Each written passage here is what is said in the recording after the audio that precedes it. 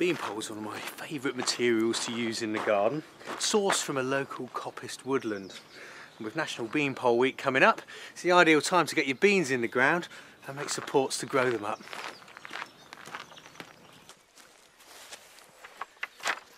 The classic structure to grow your beans up is called a bean rack. Simplest thing to make, but like anything in the garden, two heads are always better than one. Here's Brian. Give you a hand. Lovely. I thought if we started with the ends Okey-doke. and then filled in the middles. And that's step one. You get two poles and then push them in. I mean, I like them to be about 3 feet apart, and I'll explain why later. Let's get them into the ground nice and firm. Like that.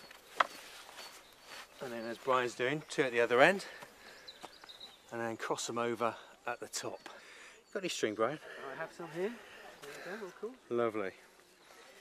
Yeah, and I just tie them together at the top. It depends where you tie them, is all down to how ambitious you are. And how tall you are. How tall you are, and how well you think your beans are going to grow. Well, I think this is going to be a good year. So I know I'm doing them about 7 foot tall, up there like that. Just a loop round.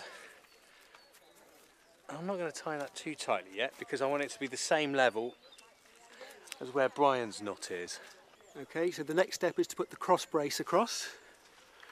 And we've got a nice straight one here, which I hope is long enough. There you go, Toby. I think your end's a bit taller than mine. Is it? I'm a bit shorter than you, so it shouldn't be. What do you think? Is that level? How's that? Well, it's level enough for beans. I don't think they'll complain. Step 3 is to fill in the middles. Now I like my bean poles to be just over a foot, about 40 centimetres apart. That's an ideal spacing for runner beans and the like. And as for the bean poles themselves, I've got good straight bean poles, 8 foot long and about 2 inches, 4.5 centimetres wide at the bottom. That's a good stout size, even if you've got an exposed garden, because you push them in the ground and it makes a very solid structure. Lovely. I'll do one side first and then back along the other and then tie them to the cross brace once I've got them looking as neat and orderly as soldiers on parade. How's that looking, Brian? That's looking excellent.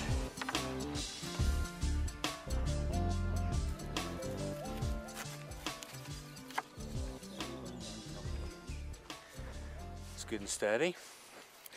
Now the reason I like good width down the base of my bean rack is it allows plenty of air to circulate around the beans, and best of all, as they grow they form in the middle of the arch, which makes them nice and easy to pick. It also means they keep out of the sun so they don't go stringy so quickly. Now this is the simple version. Slightly more artistic and complicated is your arch. Again, it's made in the same way. You start with the ends, put a cross brace between them and then build up the centres. And this structure, this is just the perfect thing for growing ornamental gourds, because they grow up the sides and then the fruits hang like little candelabras down inside. Beautiful in the autumn. Patrick. Hi, Toby. Oh, I like this. Oh yeah, Nice it's a good little thing, isn't it? Yeah, a little den or contemplation wigwam. One of the two. Now you're a Let's stick coppiced that in. apprentice, aren't you? I am, What yeah, a- with the BH Mat scheme. What does that mean? It's a memorial trust that was established in memory of a chap who was up in Cumbria. He was an old school coppicer who had all the skills, and it's to make sure that those are passed on to the next generation. Yeah, fantastic.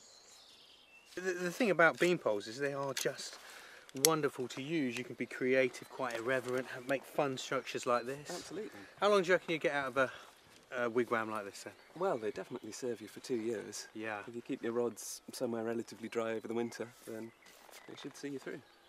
Very good, very good. Well, I'll leave you to carry on the Cheers. sides. But again, you can see the bean poles that have been used here. 8 foot long, nice and sturdy, and a couple inches wide at the bottom. Now, the fascinating thing about these isn't simply that plants like to scramble up them, because the bark is nice and rough, so they get plenty of grip. But what I like is that even the bits on the sides and the tops aren't wasted. When it comes to coppiced products, nothing goes to waste. These are pea sticks. Now they're the tops of your bean poles, and the clue's in the name. You use them for staking your peas.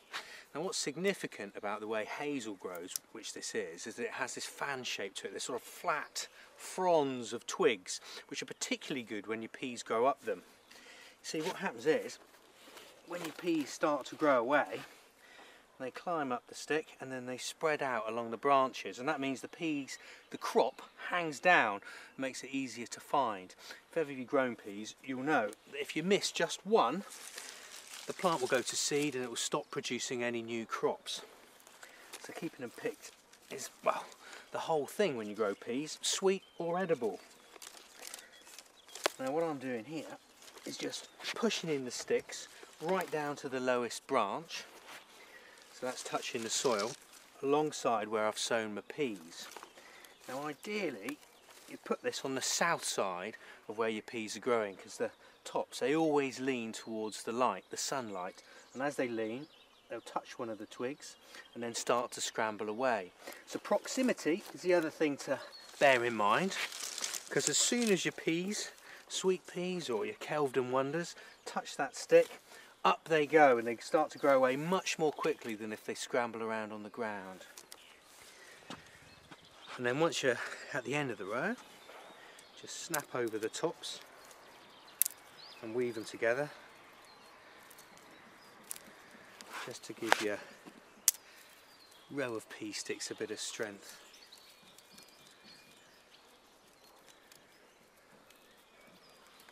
It makes them look quite ornamental too.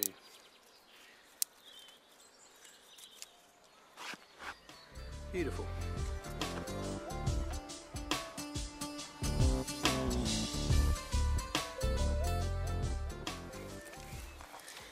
Pea sticks aren't just for peas, they're wonderful for flowers too, particularly floppy customers like this Cirsium. Now this is a plant with thistle-like blooms that can be quite rangy, particularly in windy weather or wet weather. They can end up sort of falling all over their neighbours. With the circular pea sticks pushed in round the outside and their tops bent over, you create a very natural looking lattice. That means as those stems grow, they can push up through the twigs, hiding them, but the twigs just hold them in place, giving them that little bit extra support. Keeps them where they should be. Now a lattice of hazel pea sticks isn't always man enough to support your herbaceous plants. If you grow delphiniums, for example, they need something a little more stout. So for them, I'd use one of these. A hazel pole with holes drilled through the top at 90-degree angles and a nice sharp point put on the bottom. And then I've got a thinner piece of hazel. What I'm going to do is use my thumbs just to start to bend that into an arc. Just makes this bit of hazel nice and malleable. And that way, when you push it through the holes in your beanpole,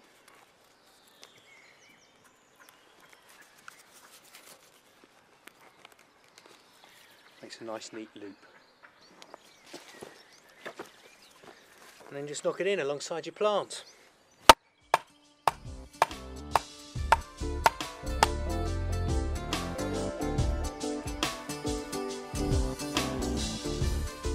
And this is a coppiced woodland where bean poles come from. Now coppicing is the process of chopping hazel trees down every 5 to 8 years so they regrow as shrubs. Now, it does mean that the plants are smaller than trees, but they live far longer. And best of all, because they're chopped down periodically, light gets to the woodland floor, and that means flowers like herb paris and bluebells and wood anemones thrive. So buying your bean poles isn't only good for your garden, it keeps the diversity and richness of our woodlands alive, and it also preserves traditional woodland crafts.